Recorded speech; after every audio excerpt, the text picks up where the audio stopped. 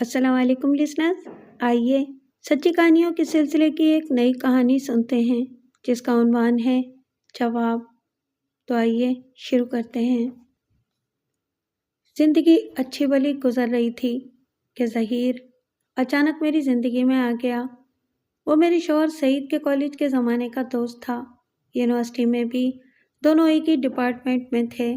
Masters करने के बाद सईद ने एक मकामी फर्म में मुलाजमत कर ली, लेकिन ज़हीर छोटी मोटी मुलाजमत करने के हक़ में नहीं था। बड़े बाप का बेटा था, एक पुरआसाइश ज़िंदगी गुजारी थी और मुस्तकबिल के लिए भी ऐसे ही ख्वाब देखे थे।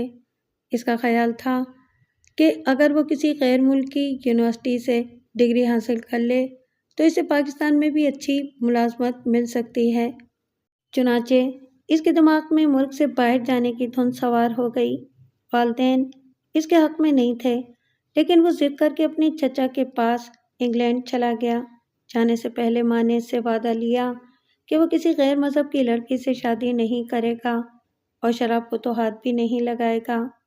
ज़हीर ने ये दोनों शर्तें मान ली और आंखों में बेहतर मुस्तकबिल के ख्वाब सजाए इंग्लैंड रवाना हो गया। वहाँ जाकर इसे मालूम हुआ कि दूर के ढोल सुहाने होते हैं। पहली मुश्किल तो यूनिवर्सिटी में दाखिला लेने में ही हुई। इसने इकनॉमिक्स में मास्टर्स किया था, लेकिन वहाँ दाखिला लेने के लिए ये डिग्री नाकाफ़ी थी। इसके लिए इसे 6 महीने का कोर्स करने के बाद दाखिला टेस्ट पास करना होता। सबसे बड़ी मुश्किल तो ये हुई कि इसकी अंग्रेज़ी बहुत कमज़ोर थी। इसके लिए भी इसे लैंग्वेज कोर्स करने की ज़रूरत पेश आई। इसने जैसे तैसे ये मराहिल सर किए। दाखिला भी मिल गया, लेकिन पहले ही सेमेस्टर में इसे अंदाज़ा हो गया कि इसके लिए गैर मुल्की यूनिवर्सिटी में तालीम जारी रखना बहुत मुश्किल है। पाकिस्तान में तो इम्तहान पास करने के लिए रट्टा, नोट्स और नकल जैसी सहूलतें मौजूद हैं, लेकिन अंग्रेज़ सिर्फ इसी तालिबे इल्म को डिग्री देते हैं जिसके पास अपने मजमून के हवाले से मतलूबा नॉलेज मौजूद हो। चचा ने इसकी परेशानी भांप ली और मशवरा दिया कि वो डिग्री के चक्कर में वक्त ज़ाया करने की बजाय अमली ज़िंदगी में तजुर्बा हासिल करें। इनकी कोई औलाद नहीं थी और वो अकेले ही अपने बहुत बड़े स्टोर को संभाले हुए थे, लेकिन उम्र के इस हिस्से में इन्हें एक सहारे की ज़रूरत शिद्दत से महसूस हो रही थी। इसलिए इनकी नज़र ज़हीर पर गई। घर का फर्द होने की वजह से इस पर मुकम्मल भरोसा भी किया जा सकता था। ज़हीर की समझ में ये बात आ गई और उसने पहला सेमेस्टर मुकम्मल करने के बाद अपना रजिस्ट्रेशन जुज़वक्ती तालिबे इल्म के तौर पर करवा लिया। अब वो हफ्ते में 2 दिन यूनिवर्सिटी जाता और बकिया वक्त स्टोर पर बैठता। चचा ने इसकी तनख्वाह भी मुकर्रर कर दी थी। इसकी कोई ख़ास जिम्मेदारी नहीं थी। एक तरह से वो अपने चचा की मुआवनत कर रहा था। इस तरह 4 साल गुजर गए। इस दौरान ज़हीर ने MBA मुकम्मल किया और पूरी तरह स्टोर का इंतज़ाम संभाल लिया, क्योंकि चचा अक्सर बीमार रहने लगे थे और बहुत कम स्टोर पर आते। एक तरह से ज़हीर ही स्याह और सफ़ेद का मालिक था। इसके बावजूद उसने कभी एक पैसे की हेरा फेरी नहीं की। इसे माकूल तनख्वाह मिल रही थी जो उसके अपने अखराजात के लिए काफ़ी थी। उसके अपने अखराजात बड़े महदूद थे और न ही इसे घर पैसे भेजने की ज़रूरत थी, इसलिए तकरीबन सारी तनख्वाह बैंक में जमा हो रही थी। इसका ख्याल था कि ठीक ठाक पैसे जमा हो जाएं तो वो पाकिस्तान जाकर अपना स्टोर खोलेगा। इसे इंग्लैंड गए हुए 5 साल हो गए थे। इस दौरान वो सिर्फ एक मरतबा पाकिस्तान आया। माँ की ख्वाहिश थी कि वो मुस्तकिल तौर पर वतन वापस आ जाए ताकि वो इसकी शादी कर सकें, लेकिन ज़हीर अपना मकसद हासिल किए बगैर नहीं आना चाहता था। दूसरे इसे चचा की भी फिक्र थी। इस हालत में वो इन्हें तना नहीं छोड़ सकता था, लिहाजा वो मुख्तलिफ हीले बहानों से माँ को टालता रहा। फिर वही हुआ जिसका ज़हीर को डर था। एक दिन चचा रात को सोए तो इन्हें दूसरे दिन का सूरज देखना नसीब न हुआ। उन्होंने इंतकाल से पहले अपनी वसीयत तैयार कर ली थी, जिसके मुताबिक इनके तमाम असासों और जायदाद की मालिक अब इनकी बेवा यानी ज़हीर की चच्ची थीं।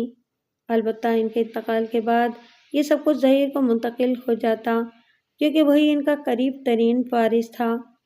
चच्ची को इन तमाम अमूर से कोई दिलचस्पी नहीं थी। शौहर के इंतकाल के बाद वो अमलन گوشہ نشین ہو گئی تھیں۔ وہ صرف چیک پر دستخط کرتی، باقی سب ظہیر کے ہاتھ میں تھا۔ وہ پہلے سے زیادہ چچی کا خیال رکھنے لگا تھا۔ ویسے بھی وہ ٹھنڈا کر کے کھانے کا عادی تھا اور جانتا تھا کہ جلد یا بدیر سب کچھ اسی کو ملنے والا ہے، اسی لیے اسے کوئی جلدی نہیں تھی۔ ظہیر کو زیادہ دیر انتظار نہیں کرنا پڑا۔ چچا کے انتقال کے 2 سال بعد ہی چچی بھی اللہ کو پیاری ہو گئیں۔ اس نے اسٹور، مکان، گاڑیاں اور دیگر اثاثے فروخت کیے، اپنی جمع پونجی سمیٹی اور سارا پیسہ لے کر پاکستان آ گیا۔ انگلینڈ جانا اس کے لیے بہت مبارک رہا۔ اس نے نہ صرف MBA کی ڈگری حاصل کی، بلکہ چچا کا چھوڑا ہوا سارا ترکہ اسے مل گیا۔ اب وہ آسانی سے اپنے منصوبے کو عملی جامہ پہنا سکتا تھا۔ پیسے کی کوئی کمی نہیں تھی، چنانچہ اس نے شہر کے پوش علاقے میں ایک بہت بڑا ڈپارٹمنٹل اسٹور کھولا اور سکون کی زندگی بسر کرنے لگا۔ غم روزگار سے فرصت ملی تو اسے اپنے دوستوں کی یاد ستانے لگی۔ ان میں سعید اس کے سب سے قریبی دوست تھے، جن سے اس کا رابطہ انگلینڈ میں قیام کے دوران بھی رہا تھا۔ سعید کے مالی حالات اتنے اچھے نہیں تھے کہ وہ اسے ٹیلی فون کرنے کی عیاشی افورڈ کر سکتے، البتہ وہ انہیں گاہے بگاہے ٹیلی فون کرتا رہتا تھا۔ شروع میں تو اس کے ٹیلی فون باقاعدگی سے آتے رہے، لیکن جیسے جیسے اس کی مصروفیت بڑھتی گئی، اس کے ٹیلی فون بھی کم ہوتے گئے۔ اس دوران سعید نے صرف ایک مرتبہ اپنی شادی میں شرکت کی دعوت دینے کے لیے اسے فون کیا تھا۔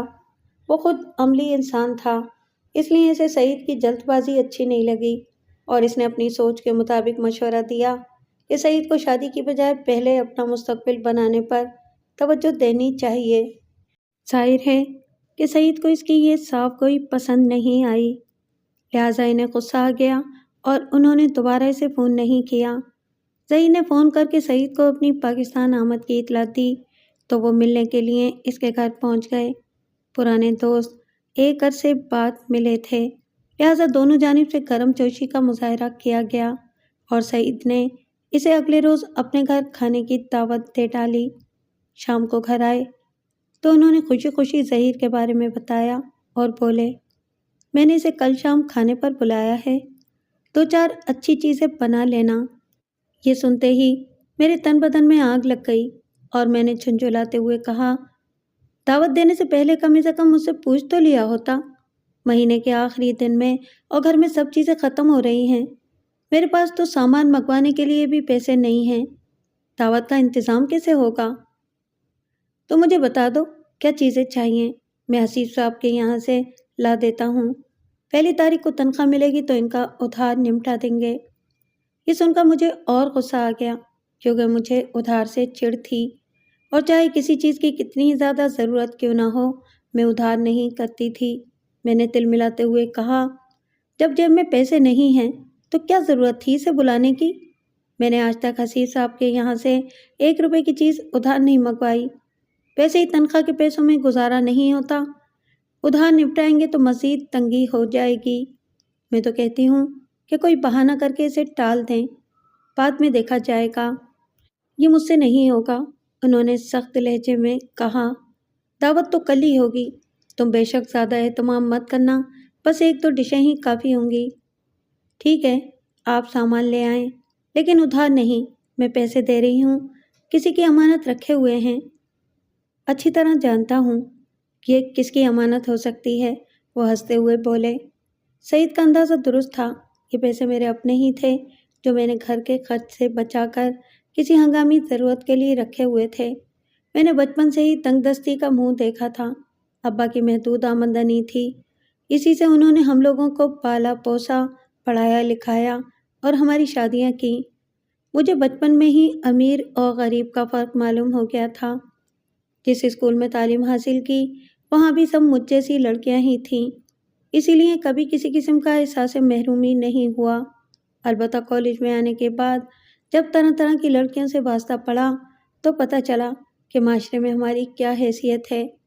امیر اور متوسط طبقے کی لڑکیاں جب قیمتی کاروں میں آتیں، ان کے ہاتھوں میں انتہائی مہنگے موبائل ہوتے، وہ کالج کینٹین میں جا کر کھلا خرچ کرتیں، اپنے گھر ہونے والی تقاریب کا فخریہ انداز میں ذکر کرتیں، تو میرا دل اندر سے کٹ کر رہ جاتا، لیکن پھر یہ سوچ کر دل کو تسلی دیتی کہ اس دنیا میں نہ جانے کتنے ایسے لوگ ہیں جو ہم سے بھی برے حال میں زندگی بسر کر رہے ہوں گے۔ کیا اللہ تعالیٰ کا شکر ادا کرنے کے لیے یہ کافی نہیں کہ ہماری تمام بنیادی ضرورتیں پوری ہو رہی ہیں؟ ویسے بھی ابا کہا کرتے تھے کہ ہمیشہ اوپر والوں کو نہیں بلکہ نیچے والوں کو دیکھنا چاہیے تاکہ معلوم ہو سکے کہ ہم کتنے لوگوں سے بہتر زندگی گزار رہے ہیں۔ میری پرورش جن حالات اور ماحول میں ہوئی، اس کی وجہ سے میں حد درجہ قناعت پسند بن گئی۔ یہی حال دوسرے بہن بھائیوں کا بھی تھا۔ یہ ہمارے والدین کی تربیت تھی جس نے ہمیں صبر و شکر کا عادی بنا دیا۔ ہمارے ذہن میں شروع سے ہی یہ بات بٹھا دی گئی تھی کہ ہم ہزاروں لاکھوں لوگوں سے اچھے ہیں۔ اسی وجہ سے ہمارے اندر کبھی احساس محرومی یا احساس کمتری نہیں ہوا۔ ہم سب اپنے حال میں خوش تھے۔ گریجویشن کے فوراً بعد میری شادی ہو گئی۔ یہاں بھی مجھ پر آسمان سے گرا کھجور میں اٹکا والی مثال صادق آئی۔ سعید کا گھرانہ ہم سے مختلف نہ تھا اور یہ لوگ بھی نچلے متوسط طبقے سے تعلق رکھتے تھے۔ حالانکہ میرے لیے کئی اچھے گھروں کے رشتے آئے تھے، لیکن ابا کا خیال تھا کہ شادی ہمیشہ ہم مرتبہ لوگوں میں کرنی چاہیے۔ اس طرح بہت سی الجھنوں اور پیچیدگیوں سے بچا جا سکتا ہے۔ ان کی یہ بات کسی حد تک صحیح تھی۔ اس کا اندازہ مجھے بعد میں ہوا۔ میری کچھ سہیلیوں کی شادی بڑے گھرانوں میں ہو گئی تھی۔ ان کے والدین نے لالچ میں آ کر شادی تو کر دی، لیکن بعد میں پیش آنے والے حالات کے بارے میں کچھ نہیں سوچا۔ ان لڑکیوں کو ہر وقت سسرال والوں کے طعنے سننے کو ملتے، کسی کو کم جہیز لانے پر تو کسی کو امیر گھرانوں کے طور طریقوں سے ناواقف ہونے پر باتیں سننا پڑتی۔ لیکن میرے ساتھ ایسا کوئی مسئلہ نہیں تھا۔ سسرال والے سیدھے سادے تھے۔ گھر میں صرف ساس اور ایک نند تھی۔ 2 سال بعد نند کی شادی ہو گئی اور ساس بھی زیادہ عرصے زندہ نہ رہیں۔ اس کے بعد گھر کی ساری ذمہ داری مجھ پر آن پڑی۔ سعید بھی میری طرح قناعت پسند تھے۔ ان کا اپنا کوئی خرچ نہیں تھا۔ تھوڑے سے پیسے اپنے پاس رکھ کر وہ باقی پوری تنخواہ میرے ہاتھ پر رکھ دیتے تھے۔ شروع میں تو کچھ زیادہ پریشانی نہیں ہوئی، لیکن ننھے عامر کی پیدائش کے بعد اخراجات بڑھ گئے اور سعید کی تنخواہ میں گھر چلانا مشکل ہو گیا۔ میں حتی الامکان کفایت شعاری سے کام لیتی، لیکن اس کے باوجود بھی مہینہ پورا کرنا عذاب ہو جاتا۔ میں نے کئی مرتبہ ملازمت کرنے کے بارے میں سوچا، لیکن سعید نے اس خیال کو سختی سے مسترد کر دیا۔ ان کا کہنا تھا کہ مجھے نوکری کر کے بھی کچھ نہیں ملے گا، کیونکہ سب سے بڑا مسئلہ بچے کی دیکھ بھال کا تھا۔ اس کے لیے آیا رکھنی پڑے گی۔ میری آدھی تنخواہ اس کی نظر ہو جائے گی اور پھر کام پر جانے کے لیے ہر مہینے مجھے کپڑے بھی بنانا ہوں گے۔ اس کے علاوہ ٹرانسپورٹ کا خرچ الگ۔ تمام اخراجات نکالنے کے بعد میرے پاس کچھ نہیں بچتا۔ اس سے تو بہتر ہے کہ میں گھر پر بیٹھ کر ہی کوئی کام کروں۔ ان تمام تکالیف کے باوجود میں نے سعید سے کبھی کوئی شکوہ نہیں کیا۔ یہ بات میری فطرت میں شامل ہی نہیں تھی۔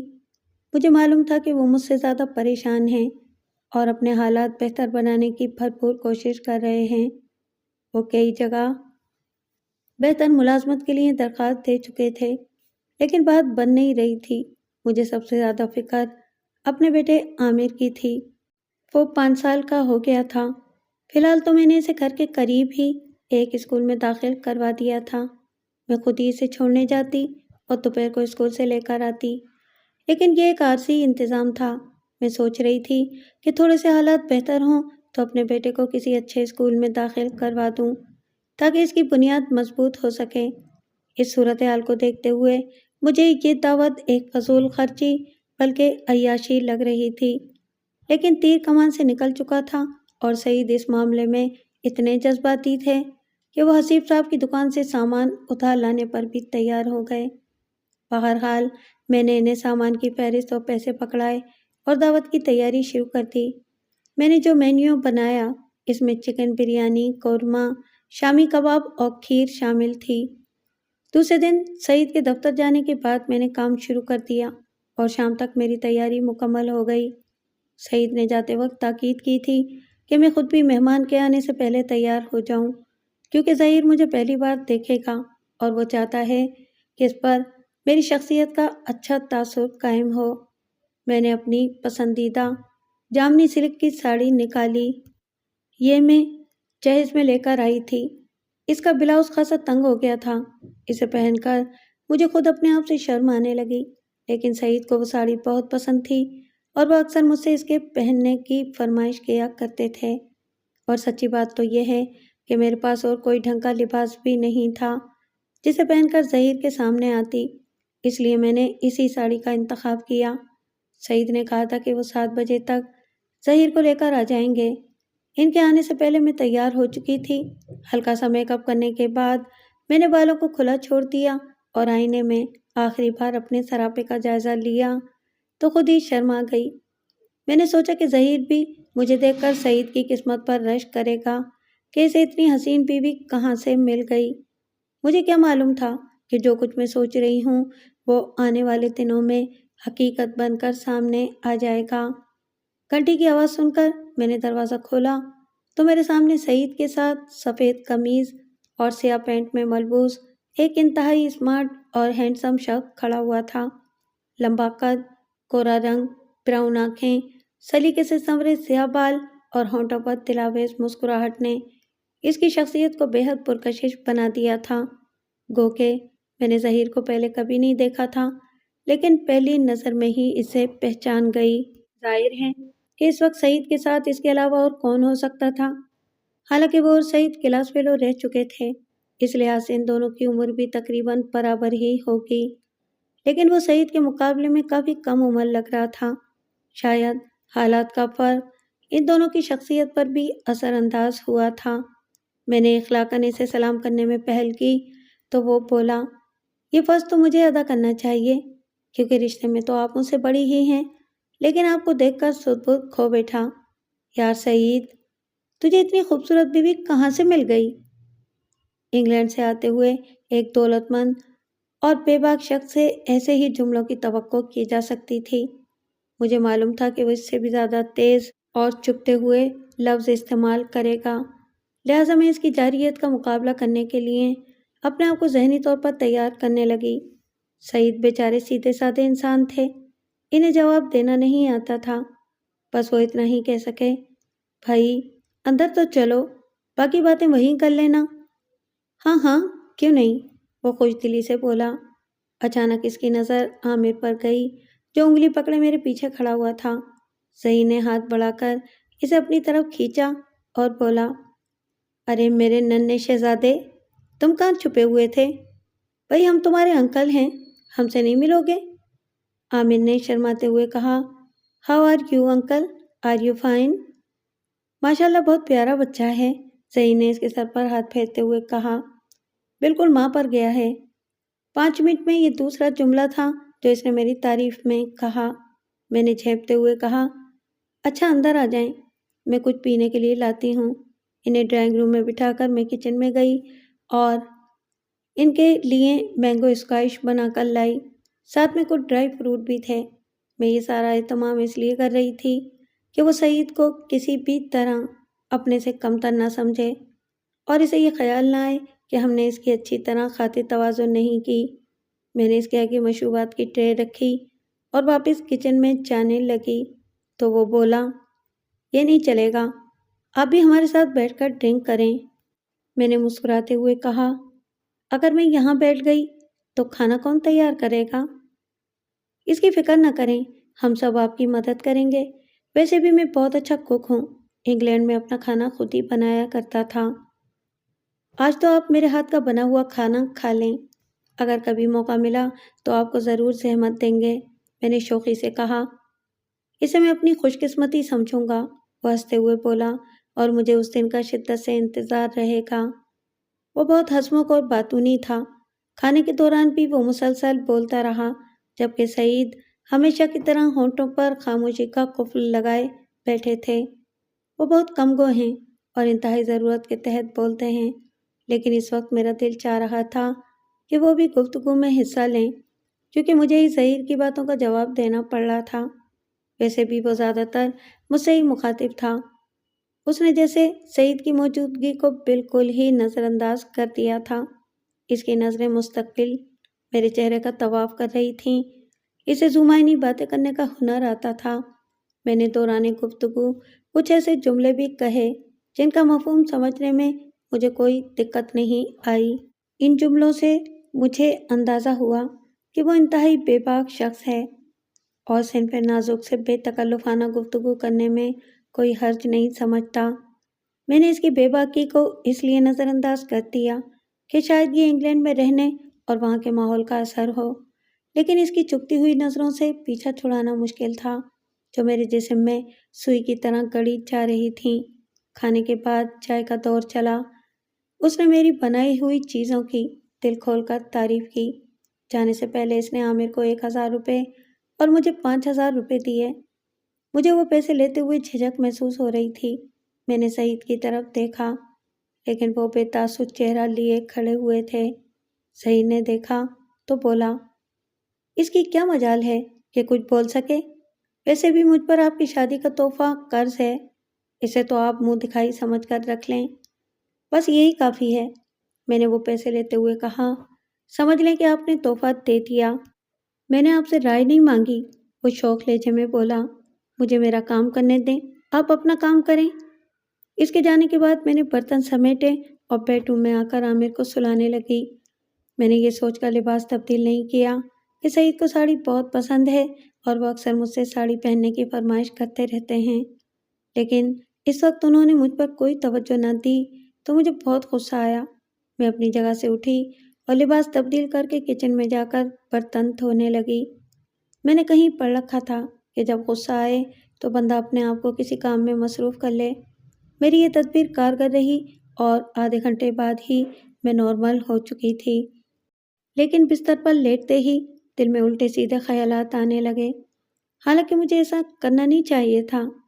ان دونوں کا موازنہ ہو ہی نہیں سکتا تھا۔ سعید جیسے بھی ہیں، بہرحال وہ میرے شوہر ہیں اور میں کسی غیر مرد سے ان کا مقابلہ کیوں کروں؟ دونوں کی سماجی اور مالی حیثیت، شکل و صورت اور طرز زندگی میں بھی بہت بڑا فرق تھا۔ ظہیر کھاتے پیتے گھرانے کا فرد اور مالی طور پر مستحکم ہونے کے علاوہ خوش شکل، خوش لباس اور خوش مزاج شخص تھا۔ اس کے برعکس سعید ایک پرائیویٹ فرم میں معمولی درجے کے ملازم تھے اور ان کی تنخواہ میں گھر کا خرچ بھی بمشکل پورا ہوتا تھا۔ معاشی تنگی کی وجہ سے ان کی شخصیت بھی متاثر ہو رہی تھی۔ ان کے پاس ڈھنگ کے کپڑے نہیں تھے، 3 دن شیو نہیں بناتے تھے۔ کوئی ایمرجنسی ہو یا فالتو خرچہ آ جائے تو ان کے حواس گم ہو جاتے تھے اور ایسے موقعوں پر میری بچائی ہوئی چھوٹی چھوٹی رقمیں ہی کام آتی تھیں۔ تاہم ان تمام تلخ حقائق کے باوجود میرے لیے یہ مناسب نہیں تھا کہ کسی غیر مرد کو سعید پر ترجیح دیتی۔ میرے لیے شوہر ہی سب کچھ تھا۔ 3-4 دن سکون سے گزر گئے۔ ایک روز سعید نے دفتر سے واپس آنے کے بعد بتایا کہ ظہیر نے ہمیں ہفتے کی شام ہوٹل میں کھانے کی دعوت دی ہے۔ میں ظہیر کا سامنا کرنا نہیں چاہ رہی تھی، اس لیے میں نے انکار کر دیا۔ اس پر سعید ناراض ہو گئے اور بولے، آخر تمہیں اس شخص سے اتنی چڑ کیوں ہے؟ پہلے جب وہ ہمارے گھر آ رہا تھا تو تم نے مخالفت کی تھی اور اب اس نے بلایا ہے تو انکار کر رہی ہو۔ وہ میرا بہت پرانا دوست ہے، اسے کیسے منع کر سکتا ہوں؟ میں نے کب منع کیا ہے؟ آپ چلے جائیں لیکن میں نہیں چاہوں گی۔ نہ جانے کی کوئی وجہ بھی تو ہو۔ دیکھیں سعید، میں نے انہیں سمجھانے کی غرض سے کہا، دوستی ہمیشہ ہم مرتبہ لوگوں سے کی جاتی ہے، اس کا اور ہمارا کوئی میل نہیں۔ اس روز بھی اس نے 5000 روپے دیے تو مجھے بالکل اچھا نہیں لگا۔ اب اگر اس نے کوئی قیمتی تحفہ دے دیا تو مجھے بہت شرم آئے گی۔ آپ ہی سوچیں کہ ہم اس کے احسانات کا بدلہ کس طرح اتاریں گے۔ دوسری بات یہ کہ میرے پاس ہوٹل میں جانے کے لیے کوئی ڈھنگ کے کپڑے بھی نہیں ہیں۔ اب میں ہر بار تو ایک ہی ساڑی نہیں پہن سکتی نا۔ کپڑوں کا تو کوئی مسئلہ نہیں ہونا چاہیے، انہوں نے کہا۔ تمہارے پاس وہ 5000 روپے تو ہوں گے جو ظہیر نے دیے تھے، انہی میں سے ایک سلا سلایا سوٹ خرید لو۔ گویا آپ نے تہیہ کر لیا ہے کہ اس کی دعوت میں ضرور جانا ہے۔ ہاں، وہ قطعیت سے بولے، میں اسے انکار نہیں کر سکتا۔ دوسرے دن میں بازار گئی، اپنے لیے ایک ایمبرائڈری سوٹ، سعید کے لیے شرٹ اور عامر کے کپڑے خریدے۔ میرا خیال تھا کہ ظہیر کے دیے ہوئے پیسے اپنی بچت میں ڈال دوں گی، لیکن اس کی دعوت نے میرا منصوبہ خاک میں ملا دیا۔ ہوٹل میں جانے کے لیے میں نے خاص طور پر تیاری کی۔ مجھے پارٹی میک اپ کا کوئی خاص تجربہ نہیں تھا، اس کے لیے قریبی بیوٹی پارلر جانا پڑا۔ تیار ہو کر آئی تو سعید میری سجدت دیکھ کر حیران رہ گئے۔ میں توقع کر رہی تھی کہ وہ کوئی تعریفی جملہ کہیں گے، لیکن انہوں نے اس وقت بھی الفاظ کے استعمال میں بخل سے کام لیا، البتہ آنکھوں ہی آنکھوں میں داد دیتی۔ وہ ایک 5 اسٹار ہوٹل تھا۔ ظہیر نے ہمارے لیے ایک میز مخصوص کروا رکھی تھی۔ وہ بینکویٹ ہال کے دروازے پر کھڑا ہمارا انتظار کر رہا تھا۔ سیاہ سوٹ میں اس کی شخصیت اور بھی نکھر آئی تھی۔ مجھے دیکھ کر اس نے سیٹی بجانے کے انداز میں ہونٹ سکیڑے اور اس کی بے باک نگاہیں میرے سراپے پر جم گئیں۔ وہ امبرائڈری سوٹ مجھ پر خوب جچ رہا تھا۔ میں نے محسوس کیا کہ ظہیر کے علاوہ ہال میں موجود اور بھی کئی لوگوں کی نظریں میری جانب اٹھ گئی تھیں۔ میں ہوٹل کے چکنے فرش پر 2 مردوں کے درمیان شہزادیوں کی سی شان سے چل رہی تھی۔ میرے لیے کسی 5 اسٹار ہوٹل میں ڈنر کرنے کا یہ پہلا موقع تھا، اور شاید سعید کا بھی، کیونکہ وہ خاصے نروس نظر آ رہے تھے۔ لیکن میں بڑے اعتماد سے بیٹھی ظہیر سے باتیں کر رہی تھی۔ اس نے اچھا خاصا اہتمام کیا تھا۔ ذرا سی دیر میں پوری میز ان باو اقسام کے کھانوں سے بھر گئی۔ ان میں سے کئی ایسے تھے جن کا میں نے صرف نام سن رکھا تھا، لیکن کبھی چکھنے کا اتفاق نہیں ہوا۔ ظہیر کی مہربانی سے یہ موقع بھی مل گیا۔ اس وقت یہ معلوم نہیں تھا کہ ایسی کئی مہربانیاں میرے راستے میں آنے والی ہیں۔ کھانے کے دوران ظہیر حسب معمول چہکتا رہا۔ پہلے کی طرح اس نے میری شان میں قصیدے پڑھے۔ وہ وقفے وقفے سے کوئی ایسی ذومعنی بات کہہ جاتا جسے سن کر مجھے شرم آنے لگتی، لیکن اس روز مجھے اس کی باتیں اچھی لگ رہی تھیں۔ شاید یہ ہوٹل کے رومان پرور ماحول کا اثر تھا۔ سعید حسب معمول لا تعلق بنے کھانا کھا رہے تھے۔ ظہیر اگر انہیں مخاطب کر کے کوئی بات کہتا تو وہ ہوں ہاں میں جواب دے دیتے۔ کھانے کے بعد آئس کریم اور پھر چائے کا دور چلا۔ جب ہم وہاں سے روانہ ہونے لگے تو ظہیر نے اپنی گاڑی میں ہمیں گھر تک چھوڑنے کی پیشکش کی، جسے سعید نے فوراً قبول کر لیا، جبکہ میں چاہ رہی تھی کہ جس طرح ہم ٹیکسی سے آئے تھے اسی طرح واپس بھی جائیں گے۔ لیکن ظہیر نے کہا کہ اس وقت ٹیکسی کا ملنا مشکل ہے، اس لیے بہتر یہی ہے کہ ہم اس کی گاڑی میں بیٹھ جائیں، اسے کوئی مسئلہ نہیں ہونا۔ اس واقعے کے 1 ہفتے بعد سعید نے مجھے بتایا کہ ظہیر نے انہیں اپنے اسٹور میں کام کرنے کی پیشکش کی ہے، لیکن انہوں نے انکار کر دیا۔ میں نے وجہ پوچھی تو بولے، تم خود ہی سوچو، وہ میرا دوست ہے، اسے اپنے باس کے طور پر میں کیسے قبول کر سکتا ہوں؟ ایک بار ہمارے درمیان مالک اور ملازم کا تعلق بن گیا تو دوستی بیچ میں سے نکل جائے گی، اور میں ایک اچھے دوست سے محروم ہونا نہیں چاہتا۔ اچھا کیا، میں مسکراتے ہوئے بولی، جس کام کے لیے آدمی کا دل نہ مانے وہ نہیں کرنا چاہیے۔ آگے بھی تو سنو، وہ کرسی پر بیٹھتے ہوئے بولے۔ میرے انکار کرنے کے بعد اس نے ایک متبادل پیشکش کر دی۔ وہ کیا؟ میں چونکتے ہوئے بولی۔ اس نے کہا کہ اگر میں اس کے اسٹور میں کام کرنا نہیں چاہتا تو تمہیں جاب کرنے کی اجازت دے دوں۔ کیا مطلب؟ یعنی میں اس کے اسٹور میں کام کروں گی؟ سوری، میں سیلز گرل نہیں بن سکتی۔ یہ اس نے کب کہا؟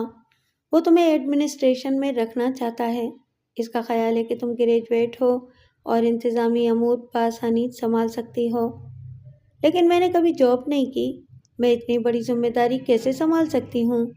مجھے عامر کا بھی مسئلہ ہے، اسے اسکول چھوڑنا اور واپس لانا ہوتا ہے۔ وہ آئے گا تم سے بات کرنے، اپنی پرابلم اسے بتا دینا، ہو سکتا ہے کہ اس کے ذہن میں کوئی حل ہو۔ ٹھیک ہے، میں بات کر لوں گی، میں کچھ سوچتے ہوئے بولی۔ لیکن سوال یہ پیدا ہوتا ہے کہ وہ ہم پر اتنا مہربان کیوں ہو رہا ہے؟ سمجھنے کی کوشش کرو، وہ آگے کی طرف جھکتے ہوئے بولے۔ دراصل وہ میرا بہت ہی پرانا اور مخلص دوست ہے، اسے ہمارے حالات کا اندازہ ہو چکا ہے اور وہ کسی بہانے ہماری مدد کرنا چاہتا ہے۔ اب یہ تو ہو نہیں سکتا کہ وہ ہر مہینے 10-15 ہزار روپے میرے ہاتھ پر رکھ دے، اور نہ ہی میں یہ گوارا کروں گا۔ اس لیے اس نے یہ طریقہ سوچا ہے تاکہ ہماری عزت نفس بھی مجروح نہ ہو اور کچھ مدد بھی ہو جائے۔ آپ کا کیا خیال ہے؟ مجھے یہ پیشکش قبول کر لینی چاہیے؟ اگر عامر کا مسئلہ حل ہو جائے تو مجھے تو کوئی اعتراض نہیں ہے۔ میں سمجھ گئی کہ وہ حالات سے مجبور ہو کر یہ بات کہہ رہے ہیں۔ اس وقت وہ مجھے ایک شخص ہوتا انسان نظر آئے، ورنہ عام حالات میں وہ مجھے کبھی ملازمت کرنے کی اجازت نہ دیتے، حالانکہ فی زمانہ یہ عام بات ہے۔ بہت سے گھروں میں مرد اور عورت دونوں ملازمت کر کے گھر کی گاڑی چلا رہے ہیں۔ اگر میں جاب کر لوں تو یہ کوئی انوکھی بات نہیں ہوگی۔ وہ دوسرے روز ہی آ گیا۔ سعید ابھی تک دفتر سے نہیں آئے تھے۔ شاید اس نے جان بوجھ کر ایسے وقت کا انتخاب کیا تھا تاکہ ان کی غیر موجودگی میں مجھ سے کھل کر بات کر سکے۔ میں نے اس کے لیے چائے بنائی، ساتھ میں شامی کباب اور چپس بھی تل دیے۔ وہ کھانے کا بہت شوقین تھا اور اسے میرے ہاتھ کی بنی ہوئی چیزیں بہت پسند تھیں۔ اس نے کباب اور چپس پر ہاتھ صاف کیا اور چائے کا گھونٹ لیتے ہوئے بولا، بھابھی۔ یہ کہہ کر وہ ایک لمحے کے لیے رکا اور پھر بولا، اگر برا نہ منائیں تو ایک بات کہوں؟ جی فرمائیں۔ بھابھی کہتے ہوئے میرے جبڑے دکھنے لگتے ہیں۔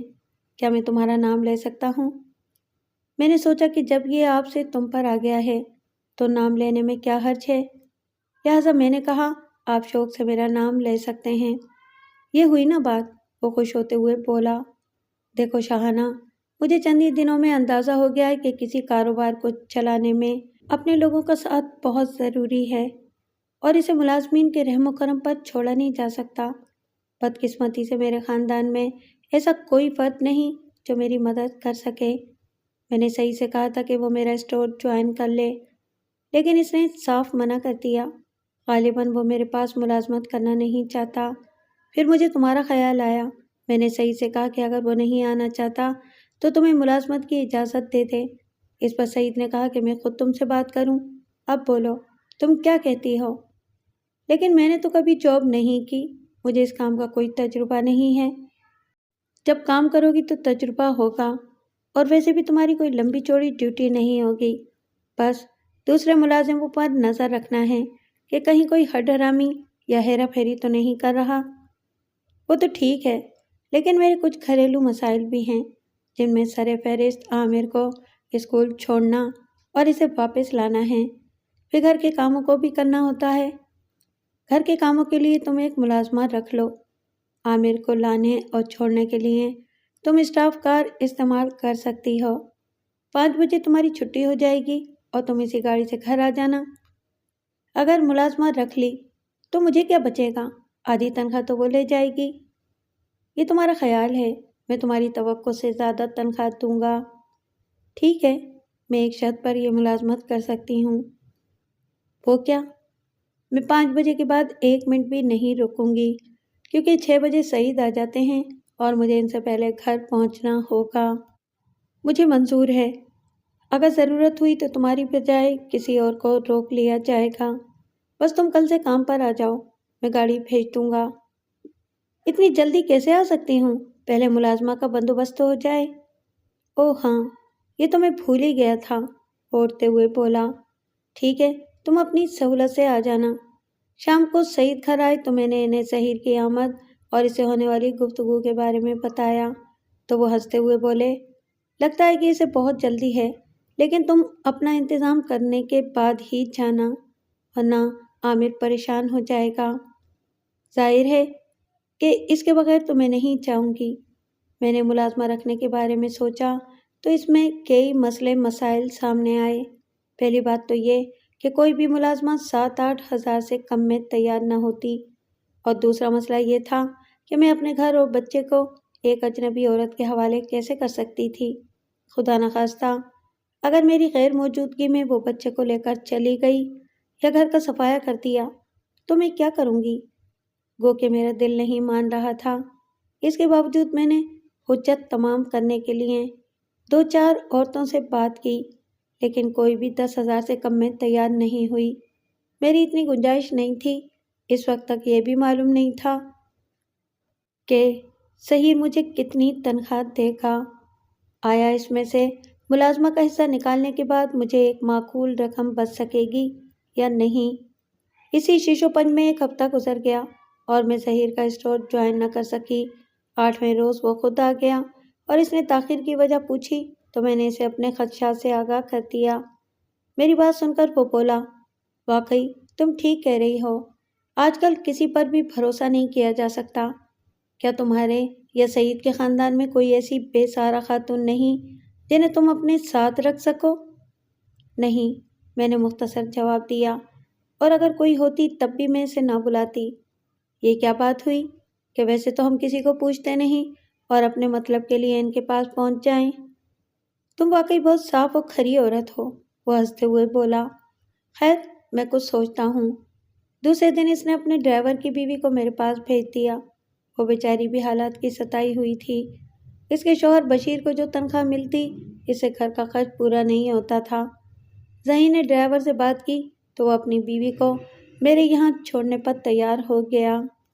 مجھے بھی اسے رکھنے پر کوئی اعتراض نہیں ہوا۔ وہ ڈرائیور قابل اعتماد شخص تھا اور کئی سالوں سے ظہیر کے یہاں کام کر رہا تھا۔ اس طرح یہ مسئلہ بھی حل ہو گیا اور میں ظہیر کے اسٹور جانے لگی۔ وہ بہت بڑا اسٹور تھا جہاں مختلف شعبوں میں 20-25 ملازمین کام کر رہے تھے۔ سیلز مین اور سیلز گرل کے علاوہ cashier, accountant, store keeper, inventory man, stock supervisor, computer operator, door man, security guards اور نہ جانے کون کون لوگ وہاں ملازمین تھے۔ مجھے اسسٹنٹ مینیجر کا عہدہ دیا گیا۔ مجھے ملازمین کی حاضری کا ریکارڈ دیکھنا، ان کی تنخواہوں اور اوور ٹائم کا حساب بنانا اور دیگر انتظامی امور پر نظر رکھنا تھی۔ ذہین نے میرے لیے ایک علیحدہ کیبن کا بندوبست کر دیا اور کمپیوٹر آپریٹر کی ڈیوٹی لگا دی کہ وہ مجھے کمپیوٹر کا استعمال سکھا دے۔ وہ خود بھی تقریباً سارا دن ہی اسٹور میں ہوتا تھا، اس لیے مجھے کوئی پریشانی نہیں تھی۔ اس نے کہہ رکھا تھا کہ اگر کام کے دوران کوئی مشکل پیش آئے تو بلا جھجک اس سے پوچھ سکتی ہوں۔ مہینہ پورا ہونے پر تنخواہ ملی تو میں اپنا لفافہ دیکھ کر حیران رہ گئی۔ اس میں پورے 30,000 روپے تھے۔ مجھے یقین نہیں آیا اور میں سمجھی کہ شاید اکاؤنٹنٹ نے غلطی سے کسی اور کا لفافہ مجھے دے دیا ہے۔ میں فوراً ہی اس کے پاس گئی اور پوچھا کہ کہیں اس سے لفافہ دینے سے غلطی تو نہیں ہوئی۔ اس نے فوراً رجسٹر کھول کر دیکھا اور تصدیق کی کہ مجھے صحیح لفافہ ملا ہے۔ مجھے اس پر بھی اطمینان نہیں ہوا۔ میں سیدھی ظہیر کے پاس چلی گئی۔ وہ اس وقت کسی سے فون پر باتیں کر رہا تھا۔ اس نے مجھے اپنے سامنے والی کرسی پر بیٹھنے کا اشارہ کیا اور دوبارہ باتوں میں مصروف ہو گیا۔ اس کی گفتگو کسی طرح ختم ہونے کا نام ہی نہیں لے رہی تھی۔ میں نے محسوس کیا کہ وہ باتیں تو ٹیلی فون پر کر رہا تھا، لیکن اس دوران مسلسل اس کی نظریں میرے چہرے پر گڑی رہیں۔ خدا خدا کر کے 15 منٹ بعد اس کی گفتگو ختم ہوئی تو وہ ایک شرارت آمیز مسکراہٹ کے ساتھ بولا، آج تو تم بہت اچھی لگ رہی ہو۔ وہ تو میں ہمیشہ ہی اچھی لگتی ہوں، میں نے ترکی بترکی جواب دیا۔ اس وقت میں اپنی تعریف سننے نہیں بلکہ ایک اہم معاملے پر بات کرنے آئی ہوں۔ ہاں بولو، کیا مسئلہ ہے؟ وہ آگے کی طرف جھکتے ہوئے بولا۔ میں نے تنخواہ والا لفافہ اس کے سامنے رکھا اور بولی، آپ نے میری سیلری 30,000 روپے مقرر کی ہے۔ کیوں؟ کیا کم ہے؟ جی نہیں، میری توقع سے بہت زیادہ۔ میں اپنے آپ کو اس تنخواہ کا اہل نہیں سمجھتی۔ تم اس کی اہل ہو یا نہیں، یہ فیصلہ کرنا میرا کام ہے۔ جس پوسٹ پر تم کام کر رہی ہو اس کی یہی تنخواہ ہے۔ کیا میں یہ یقین کر لوں کہ دوست کی بیوی ہونے کی وجہ سے مجھ پر کوئی خاص عنایت نہیں ہو رہی؟ بالکل نہیں۔ اگر تمہاری جگہ اس پوسٹ پر کسی اور کو ملازم رکھا جاتا تو اسے بھی یہی تنخواہ ملتی۔ خدا جانے وہ سچ کہہ رہا تھا یا نہیں، لیکن مجھے اس کا یقین کرنا ہی پڑا۔ میری تو لاٹری نکل آئی تھی۔ اگر 5-6 ہزار خاتمہ کو دیتی تب بھی میرے پاس اچھی خاصی رقم بچ جاتی۔ آنے جانے کا بھی کوئی خرچ نہیں تھا۔ مجھے اسٹاف کار کی سہولت حاصل تھی۔ دوپہر کے کھانے کے لیے میں گھر سے سینڈوچ بنا کر لے جاتی۔ دن میں 2 مرتبہ چائے کمپنی کی طرف سے ملتی تھی۔ البتہ کپڑوں کا خرچ بڑھ گیا تھا۔ مجھے روزانہ لباس تبدیل کر کے کام پر جانا ہوتا، اس لیے فوری طور پر 5-6 سوٹ بنوانے پڑ گئے تھے۔ کام کے سلسلے میں مجھے ظہیر سے دن میں 2-3 مرتبہ ملنا ہوتا تھا۔ میں جب بھی اس کے کمرے میں جاتی وہ سب سے پہلے میری ڈریسنگ، میک اپ اور جیولری کی تعریف کرتا۔ اکثر میرے ساتھ ہی چائے پیتا اور 5 منٹ کی میٹنگ بعض اوقات 1 گھنٹہ طول پکڑ جاتی تھی۔ جلدی میں نے محسوس کر لیا کہ وہ بہانے سے روک کر مجھے دیر تک اپنے پاس بٹھانا چاہتا ہے۔ مجھے یہ بات پسند نہیں تھی۔ اسٹور میں اور بھی لوگ کام کرتے تھے۔ ان کی نظروں سے میرے اس کے کمرے میں عام دو رفت اور طویل دورانی کی ملاقاتیں چھپ نہیں سکتی تھیں۔ اگر کسی کی زبان سے ایک لفظ بھی نکل گیا تو اسکینڈل بنتے دیر نہیں لگے گی۔ یہی سوچ کر میں نے فیصلہ کر لیا کہ اب زیادہ دیر اس کے پاس نہیں بیٹھوں گی۔ اس روز بھی یہی ہوا۔ اس نے مجھے کسی کام سے اپنے کمرے میں بلایا۔ کام کی بات تو 10 منٹ میں ختم ہو گئی۔ میں نے اٹھنا چاہا تو اس نے بے تکلفی سے کہا، تمہیں آئے ہوئے دیری کتنی ہوئی ہے؟ تو جانے کی جلدی پڑ گئی؟ آرام سے بیٹھو، ابھی مجھے تم سے بہت سی باتیں کرنا ہے۔ دیکھیں، اس طرح زیادہ دیر تک بیٹھنا مناسب نہیں۔ اسٹاف کے لوگ کیا سوچیں گے؟ اس کے چہرے پر ایک رنگ آ کر گزر گیا۔ صاف لگ رہا تھا کہ اسے میری بات اچھی نہیں لگی۔ تاہم اس نے سنبھلتے ہوئے کہا، لوگوں کی فکر چھوڑو۔ اگر کسی نے تمہارے بارے میں ایک لفظ بھی کہا تو اسے 1 منٹ میں کان سے پکڑ کر باہر نکال دوں گا۔ پھر وہ میری آنکھوں میں جھانکتے ہوئے بولا، تم اپنی بات کرو، کیا تمہیں میرے پاس بیٹھنا اچھا نہیں لگتا؟ اس سوال کا جواب دینا میرے لیے بہت مشکل تھا، اور اس کی ایک نہیں بلکہ کئی وجوہات تھیں۔ پہلی تو یہ کہ وہ میرا محسن تھا۔ اس نے ایسے وقت میں مجھے مالی سپورٹ دی جب میرے لیے گھر کی گاڑی چلانا مشکل ہو رہا تھا۔ عامر کو اسکول چھوڑنے اور واپس لانے کے لیے اسٹاف وین فراہم کی۔ اس کی دیکھ بھال کے لیے قابل اعتماد ملازمہ کا بندوبست کیا اور مجھے ہر وہ سہولت دی جو عام حالات میں دوسرے ملازموں کو نہیں ملتی تھی۔ پھر سب سے بڑھ کر یہ کہ وہ میرے شوہر کا جگری دوست تھا اور وہ اس پر بے حد بھروسہ کرتے تھے۔ ایسے شخص سے کس طرح کہہ سکتی تھی کہ مجھے اس کے پاس بیٹھنا اچھا نہیں لگتا؟ اس کے علاوہ اس کی شخصیت میں ایسی کشش تھی جو مجھے اس کی جانب مائل ہونے پر مجبور کر رہی تھی۔ جیسا کہ میں پہلے بتا چکی ہوں کہ وہ انتہائی خوش شکل، خوش لباس اور خوش مزاج ہونے کے علاوہ بے حد مہذب اور شائستہ اطوار کا مالک تھا۔ اس کے ہر انداز سے رومانویت ٹپکتی تھی اور باتوں باتوں میں وہ ایسا رومانی جملہ کہہ جاتا جس کی مٹھاس مجھے اپنے اندر اترتی ہوئی محسوس ہوتی تھی۔ میرے حسن، لباس، میک اپ اور ہر انداز کی تعریف کرنا گویا اس کے فرائض منصبی میں شامل تھا، اور یہ ایک فطری بات ہے کہ ہر عورت اپنی تعریف سن کر خوش ہوتی ہے، چاہے وہ کسی بھی جانب سے کی جائے۔ اور اگر زہید جیسا اسمارٹ اور دولت مند شخص میری تعریف میں رطب اللسان ہو تو میں کیوں نہ اپنے آپ کو ہواؤں میں اڑتا ہوا محسوس کرتی۔ سچ تو یہ ہے کہ مجھے خود بھی اس کے پاس بیٹھنے اور اس کی باتیں سننے میں مزہ آنے لگا تھا، کیونکہ میں ان لفظوں کے لیے ترسی ہوئی تھی۔ سعید کے ساتھ گزاری ہوئی زندگی میں کبھی کوئی ایسا لمحہ نہیں آیا جب انہوں نے میرے حسن کی تعریف کی ہو یا کوئی رومانی مکالمہ بولا ہو۔ البتہ جب کبھی میں اپنی پسندیدہ جامنی سلک کی ساڑی پہنتی تو وہ بے اختیار تعریف کرنے پر مجبور ہو جاتے۔ بصورت دیگر وہ انتہائی خشک اور بور قسم کے انسان تھے اور ازدواجی تعلق بھی ایک معمول کا فرض سمجھ کر نبھا رہے تھے۔ بہرحال مجھے اس کے سوال کا جواب تو دینا ہی تھا۔ میں نے بڑی مشکل سے اپنے آپ پر قابو پاتے ہوئے کہا، یہ تو نہیں کہہ سکتی کہ آپ کے پاس بیٹھنا اچھا نہیں لگتا، لیکن یہ کچھ مناسب نہیں ہے۔ میں یہ بھی نہیں بھول سکتی کہ میرے اور آپ کے درمیان مالک اور ملازم کا تعلق ہے، اور مجھے اس فرق کو ذہن میں رکھنا ہوگا۔ تم یہ کیوں بھول رہی ہو کہ میرے اور تمہارے درمیان اس سے بھی زیادہ مضبوط تعلق ایک اور بھی ہے، اور وہ یہ کہ تم میرے عزیز ترین دوست کی بیوی ہو اور اس حوالے سے مجھے بہت عزیز ہو۔ میں تمہیں ہر حال میں خوش دیکھنا چاہتا ہوں۔ تم مجھے اچھی لگتی ہو، اس لیے تم سے باتیں کرنا بھی اچھا لگتا ہے۔ جب میں تمہارا اتنا خیال رکھتا ہوں تو کیا تم میری ایک چھوٹی سی خوشی پوری نہیں کر سکتی؟ مجھے لگا کہ اس نے مجھ پر جو احسانات کیے تھے ان کی قیمت چکانے کا وقت آ گیا تھا، اور یہ پہلی قسط تھی جو مجھے اس کے پاس بیٹھنے کی صورت میں ادا کرنی تھی۔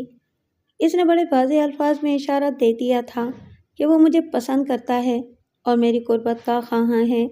اب یہ فیصلہ مجھے کرنا تھا کہ اس کی حوصلہ افزائی کروں یا اس قصے کو یہیں ختم کر دوں۔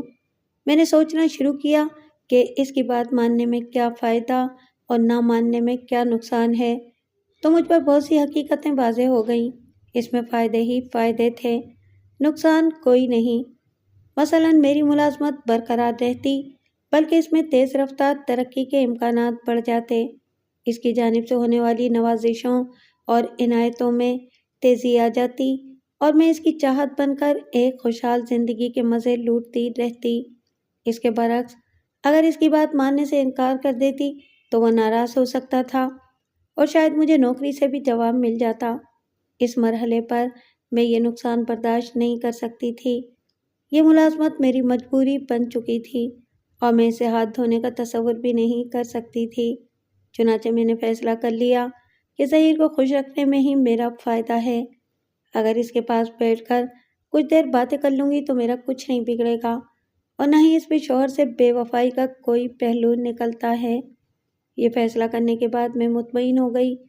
اب میری ہر ممکن کوشش تھی کہ ظہیر کو خوش رکھوں اور اسے شکایت کا کوئی موقع نہ دوں۔ میں نے اپنے آپ پر بھرپور توجہ دینا شروع کر دی۔ اتنے عرصے میں مجھے اندازہ ہو گیا تھا کہ ظہیر میرے جسم پر کس قسم کا لباس پسند کرتا ہے، اسے کس طرح کا میک اپ اچھا لگتا ہے، وغیرہ وغیرہ۔ چنانچہ میں ہر روز اس کی پسند کے مطابق تیار ہو کر گھر سے نکلتی۔ میری تیاری دیکھ کر یوں لگتا تھا جیسے کسی فیشن شو میں شرکت کرنے جا رہی ہوں۔ ظہیر کی دیوانگی بڑھتی جا رہی تھی۔ اب اس نے کبھی کبھی مجھے اپنے ساتھ لنچ پر لے جانا شروع کر دیا تھا۔ میں نے ہلکا سا احتجاج کیا تو اس نے وہی روایتی جملہ دہرایا، کیا تم میری چھوٹی سی خواہش بھی پوری نہیں کر سکتی؟ ایک دن اس نے مجھ سے یہ کہا کہ آج رات مجھے اس کے ساتھ ڈنر کرنا ہے۔ یہ فرمائش سن کر میں پریشان ہو گئی اور بولی، یہ کیسے ممکن ہے؟ میں صحیح سے کیا کہوں گی؟ کہہ دینا کہ سب لوگوں نے مل کر ایک گیٹ ٹوگیدر پارٹی کا اہتمام کیا ہے اور جب میں تمہیں لینے آؤں گا تو کچھ نہیں کہے گا۔ یہ ٹھیک نہیں ہے۔ میں نے کبھی صحیح سے جھوٹ نہیں بولا، آپ مجھے اس کے لیے مجبور نہ کریں۔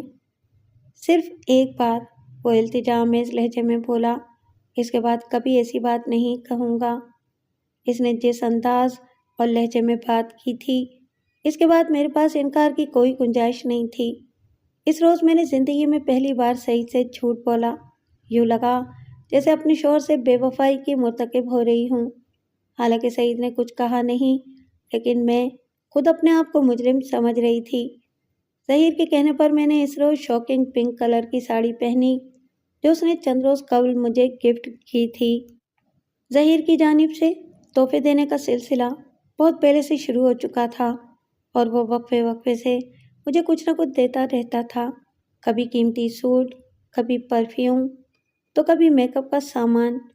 میں بظاہر اسے منع کرتی لیکن دل ہی دل میں خوش ہوتی رہتی کہ چلو، اس طرح میرے پاس اچھی اور قیمتی چیزیں جمع ہو رہی ہیں اور مجھے کچھ بھی خرچ نہیں کرنا پڑ رہا۔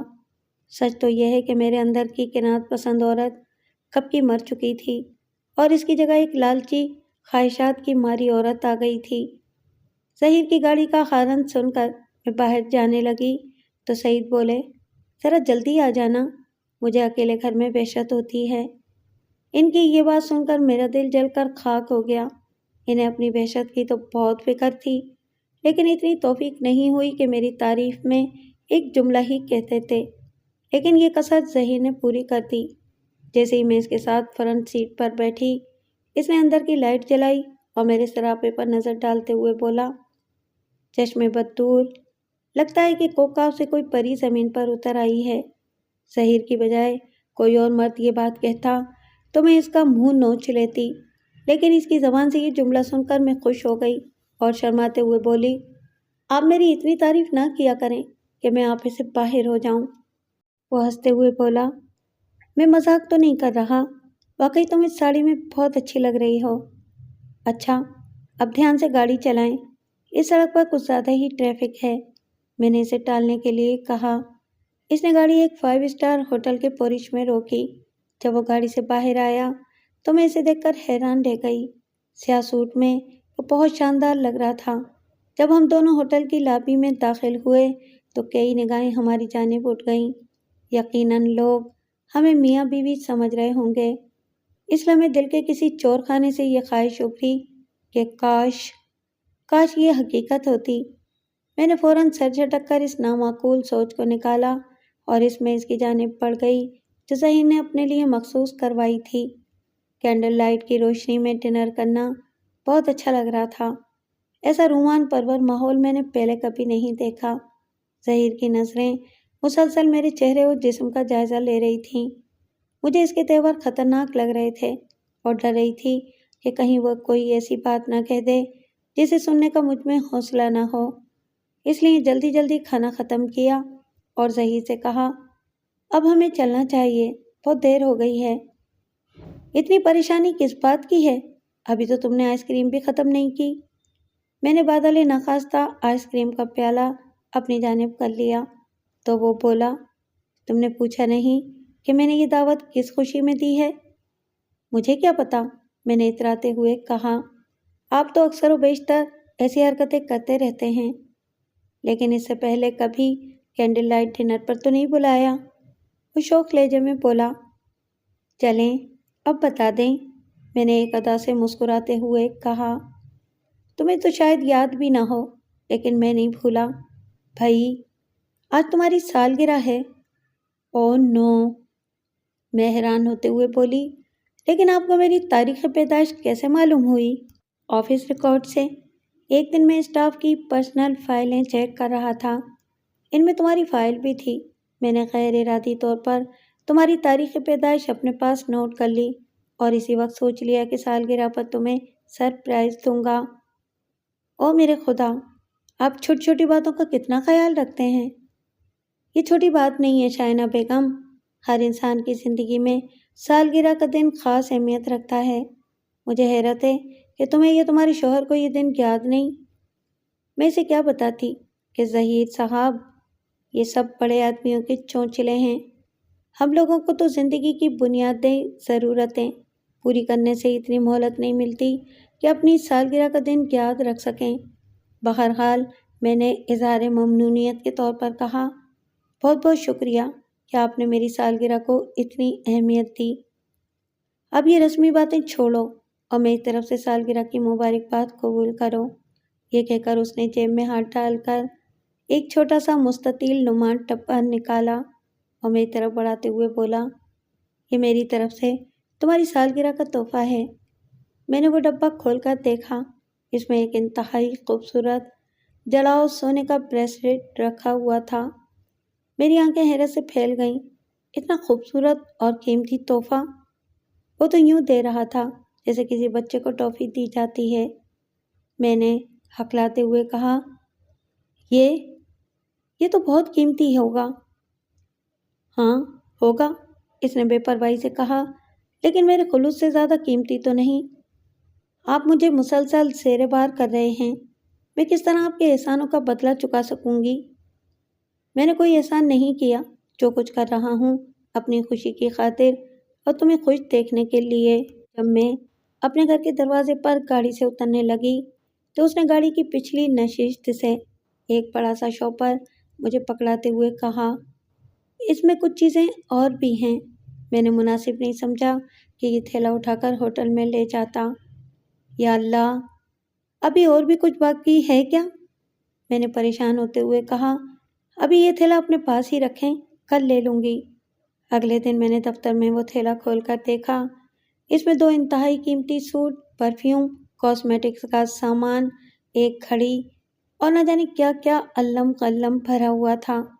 10 بجے کی چائے پر اس نے حسب معمول مجھے اپنے کیبن میں بلایا تو وہ کچھ الجھا ہوا لگ رہا تھا۔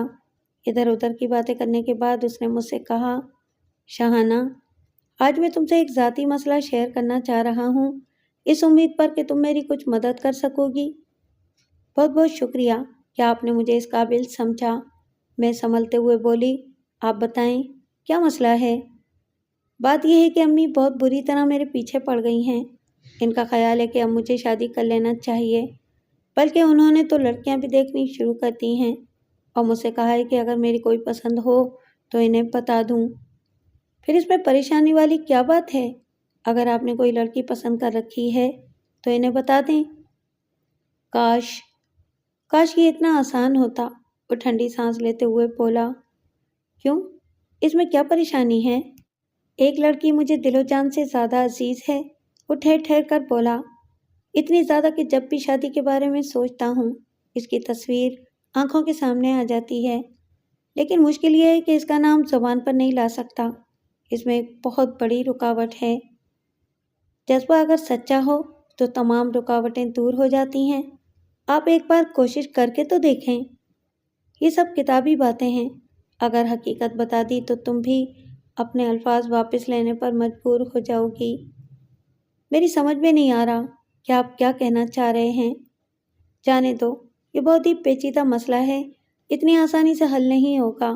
یہ کہہ کر وہ خاموش ہو گیا۔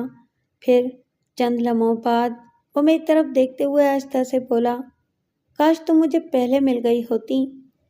میں اپنی جگہ سے اچھل پڑی اور بولی، میں؟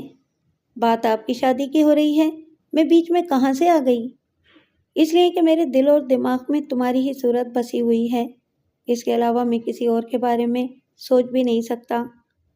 جس بات کا اندیشہ تھا وہ اس کی زبان پر آ ہی گئی۔ شک تو مجھے پہلے سے ہی تھا، لیکن یقین نہیں آ رہا تھا کہ وہ اپنے دوست کے گھر میں ہی نقب لگا سکتا ہے۔ اس کی مہربانیاں بے سبب نہیں تھیں۔ وہ اپنی دولت کی جھلک دکھا کر مجھے صحیح سے دور کرنے کی کوشش کر رہا تھا۔ میرے ہاتھ پیروں میں سنسنی ہونے لگی۔ جی چاہا کہ اسے کوئی سخت جواب دے کر خاموش کر دوں، لیکن مصلحت کا تقاضا یہ تھا کہ اس سے کسی دوسرے طریقے سے نمٹا جائے۔ چنانچہ میں بڑے رسان سے بولی، اب ان باتوں کا کوئی فائدہ نہیں ظہیر صاحب، بہت دیر ہو چکی ہے۔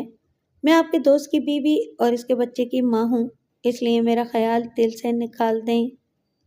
تم اپنی جگہ حق بجانب ہو، لیکن میرے مسئلے کا حل صرف تمہارے پاس ہے۔ میں بھلا کیا کر سکتی ہوں؟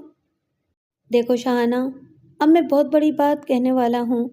ممکن ہے کہ اسے سننے کے بعد تم میرے سر پر پیپر ویٹ نہ مار دو، لیکن زیادہ بہتر صورتحال یہی ہوگی کہ گھر جا کر میری کہی ہوئی بات پر اچھی طرح غور کرنا۔ اس کے بعد تم جو فیصلہ کرو گی وہ مجھے قبول ہوگا، لیکن پلیز پہلے میری بات سن لو اور بیچ میں مت بولنا۔ کہیے، میں نے مری ہوئی آواز میں کہا۔ اس مسئلے کا ایک ہی حل ہے اور وہ یہ کہ تم صحیح سے طلاق لے کر مجھ سے شادی کر لو۔ یہ آپ کیا کہہ رہے ہیں؟ میں غصے میں آ کر کھڑے ہوتے ہوئے بولی، یہ کیسے ہو سکتا ہے؟ بیٹھ جاؤ، ابھی میری بات پوری نہیں ہوئی ہے، اس نے باروب لہجے میں کہا۔ میں بیٹھ گئی تو وہ بولا، دیکھو شاہانہ، دنیا میں کچھ بھی ناممکن نہیں ہے۔ میں نے جب تمہیں پہلی بار سعید کی بیوی کے روپ میں دیکھا تو بہت افسوس ہوا کہ اتنی خوبصورت اور حسین و جمیل لڑکی ایک نکمے اور مفلس شخص کے پلے باندھ دی گئی۔ میں نے محسوس کیا کہ مفلسی اور محرومی تمہارے حسن کو گھن کی طرح کھا رہی ہے اور تم قناعت پسندی کی آڑ میں اپنی خواہشات کا گلا گھونٹنے پر مجبور ہو گئی ہو۔ میرے دل میں تمہارے لیے ہمدردی کی لہر ابھری اور میں نے تمہیں مفلسی کے عذاب سے نکالنے کا فیصلہ کر لیا۔ تم مجھے پہلی ہی نظر میں اچھی لگیں، اسی لیے تمہیں اپنے سے قریب کرنے کے لیے ملازمت کی پیشکش کی۔ تمہیں دگنی تنخواہ اور وہ سب مراد دیں جو کسی اور کو نہیں مل رہی تھیں۔ پھر جیسے جیسے دن گزرتے گئے تم میرے حواس پر چھاتی چلی گئیں، اور جب امی نے میری شادی کی بات چھیڑی تو میں نے اپنے دل کو ٹٹولا۔ وہاں صرف تم ہی نظر آئیں، اس کے علاوہ یہ دل کسی اور کو قبول کرنے پر تیار نہیں، اسی لیے مجبور ہو کر اپنے دل کی بات تمہارے سامنے رکھ دی ہے۔ مجھے اس سے کوئی غرض نہیں کہ آپ کا دل کیا کہتا ہے۔ اس یک طرفہ محبت کی خاطر میں اپنے شوہر اور بچے کو تو نہیں چھوڑ سکتی۔ دیکھو شاہانہ، جذباتی ہونے کی بجائے عقل سے کام لو۔ سعید نے تمہیں کیا دیا اور آئندہ بھی کیا دے سکتا ہے؟ اس میں آگے بڑھنے اور ترقی کرنے کی صلاحیت ہی نہیں۔ تم ساری زندگی یوں ہی گھٹ گھٹ کر مفلسی اور محرومی کے سائے تلے زندگی گزارتی رہو گی۔ یہ ملازمت ایک عارضی سہارا ہے، یہ نہ رہی تو ایک بار پھر تمہارا تنگ دستی کا دور شروع ہو جائے گا۔ میری بات مان لو، میں تمہیں اپنے ساتھ انگلینڈ لے جاؤں گا، دنیا بھر کا عیش و آرام تمہارے قدموں میں ڈال دوں گا۔ قدرت نے تمہیں ایک سنہری موقع دیا ہے، اسے فائدہ اٹھاؤ۔ صرف اپنے بارے میں سوچو شاہانہ، سعید کا کیا ہے، اسے کوئی دوسری مل جائے گی۔ اس نے کچھ غلط نہیں کہا تھا، واقعی یہ ملازمت ایک عارضی سہارا تھی، اگر ختم ہو جاتی تو مجھے ایک بار پھر تنگ دستی کا منہ دیکھنا پڑتا۔ سعید کی محدود تنخواہ میں تو گھر کا خرچ ہی پورا نہیں ہوتا تھا، جبکہ میں اس پرآسائش زندگی کی عادی ہوتی جا رہی تھی۔ مجھے یوں لگا جیسے اس کی باتیں میرے دل میں جگہ بناتی جا رہی ہیں۔ میں نے کچھ نرم پڑتے ہوئے کہا، آپ کا کیا خیال ہے، سعید مجھے اتنی آسانی سے طلاق دے دیں گے؟ بالکل۔ ایک بار مرد کو یقین ہو جائے کہ بیوی اس کے ساتھ رہنا نہیں چاہتی تو وہ اس سے الگ ہونے میں ایک منٹ کی بھی تاخیر نہیں کرتا، اور اگر وہ ٹال مٹول کرے تو تم خلا کا کیس کر دینا۔ مجھے یقین ہے کہ پہلی ہی پیشی پر تمہارے حق میں فیصلہ ہو جائے گا۔ اور میرا بیٹا، میں بے چین ہوتے ہوئے بولی، وہ مجھ سے چھن جائے گا، میں اس کے بغیر نہیں رہ سکتی۔ وہ بھی تمہیں مل جائے گا، اگر سعید نے شرافت سے نہ دیا تو تم عدالت کے ذریعے اسے اپنی تحویل میں لے سکتی ہو۔ میں نے کوئی جواب نہیں دیا تو وہ بولا، ہم نے اس معاملے کے سبھی پہلوؤں پر اچھی طرح بات کر لی ہے، میرا خیال ہے کہ کوئی ابہام باقی نہیں رہا، سب کچھ واضح ہے، اب صرف تمہیں ہاں یا نہ میں جواب دینا ہے۔ ہاں کہنے میں تمہارا صرف ایک نقصان ہے کہ تم سعید جیسے خشک، ناکارہ اور مفلس شخص کی رفاقت سے محروم ہو جاؤ گی، لیکن اس کے بدلے تمہیں میری بے پناہ محبت اور آسائشوں سے بھری زندگی مل جائے گی، جبکہ نہ کہنے میں سراسر نقصان ہے۔ تمہارے انکار کے بعد میں یہاں نہیں رہ سکتا، سب کچھ سمیٹ کر واپس انگلینڈ چلا جاؤں گا، اور تم ساری زندگی دکھوں اور محرومیوں کے سمندر میں غوطے کھاتی رہنا۔ میں دم بخود بیٹھی اس کی باتیں سن رہی تھی، لگتا تھا کہ اس نے سب کچھ پہلے ہی طے کر لیا تھا اور اب اسے صرف میرا جواب چاہیے تھا۔ اصولاً تو مجھے اسی وقت انکار کر دینا چاہیے تھا، چاہے اس کا نتیجہ کچھ بھی نکلتا، لیکن میری زبان گنگ ہو گئی اور میں کچھ بھی نہ کہہ سکی۔ شاید میرے یقین کی دیوار میں کوئی دراڑ پڑ چکی تھی۔ اس نے میری کیفیت بھانپ لی اور بولا، جانتا ہوں کہ یہ بہت ہی مشکل فیصلہ ہے اور تمہارے لیے اتنی جلدی کسی نتیجے پر پہنچنا آسان نہ ہوگا، اس لیے تم ابھی گھر چلی جاؤ، کل چھٹی کرنا، تمہارے پاس سوچنے اور فیصلہ کرنے کے لیے 2 دن ہیں، میں پرسوں آؤں گا، امید ہے کہ تمہارا جواب ہاں میں ہوگا۔ میں کوئی جواب دیے بغیر اٹھی، کیبن میں جا کر اپنا پرس اٹھایا اور گھر چلی آئی۔ خادمہ میرے جلد آنے پر حیران ہوئی تو میں نے طبیعت کی خرابی کا بہانہ بنا دیا، اس سے ایک پیالی چائے بنانے کے لیے کہا اور خود صوفے پر نیم تراز ہو گئی۔ ظہیر کی کہی ہوئی باتیں میرے دل و دماغ میں ہتھوڑے کی طرح برس رہی تھیں۔ اس نے مجھے تصویر کا ایک رخ دکھایا تھا، اب مجھے اس کے دوسرے رخ کے بارے میں سوچنا تھا۔ میرے دل اور دماغ میں کشمکش شروع ہو گئی۔ دل کا فیصلہ ظہیر کے حق میں تھا، سعید کے ساتھ رہ کر میں نے صرف تکلیفیں اور پریشانیاں ہی اٹھائی تھیں، جبکہ ظہیر سے شادی کرنے کے بعد میں ایک پرآسائش زندگی گزار سکتی تھی۔ وہ سعید سے طلاق دلوانے اور بچے کی کسٹڈی لینے میں میری پوری مدد کرتا اور اپنے ساتھ انگلینڈ لے جاتا، اس کے بعد میرے لیے زندگی آسان ہو جاتی، لیکن دماغ مجھے دل کی بات ماننے سے روک رہا تھا۔ پہلی دلیل تو یہی تھی کہ شادی ایک ایسا معاہدہ ہے جس میں میاں بیوی ہر حال میں زندگی بھر ساتھ نبھانے کا عہد کرتے ہیں۔ اگر اس طرح مفلسی اور غربت سے تنگ آ کر بیویاں طلاق لینے لگیں تو کسی غریب کا گھر باقی نہ رہے۔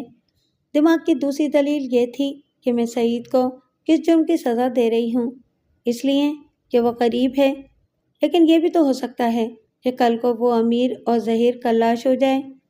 آپ نہیں جانتے کہ کتاب زندگی کے اگلے صفحے پر کیا لکھا ہوا ہے۔ سب سے بڑا مسئلہ عامر کا تھا، اگر مجھے اس کی کسٹڈی مل جاتی تو کیا میں باپ کی شفقت سے محروم کر کے اس معصوم پر ظلم نہیں کروں گی؟ کیا ظہیر سے باپ کا پیار اسے دے سکے گا، یا عامر اسے باپ کے روپ میں قبول کر پائے گا؟ میرے پاس ان سوالات کا کوئی جواب نہیں تھا۔ 2 دن تک دل اور دماغ میں کشمکش چلتی رہی اور بالآخر میں ایک نتیجے پر پہنچ گئی۔ ظہیر آیا تو میں نے بالکل نارمل انداز میں اس کا استقبال کیا۔ وہ کچھ بے چین اور مضطرب لگ رہا تھا۔ میں نے اسے ڈرائنگ روم میں بٹھایا اور اس کے لیے چائے بنانے چلی گئی۔ عامر دوسرے کمرے میں بیٹھا ٹی وی دیکھ رہا تھا۔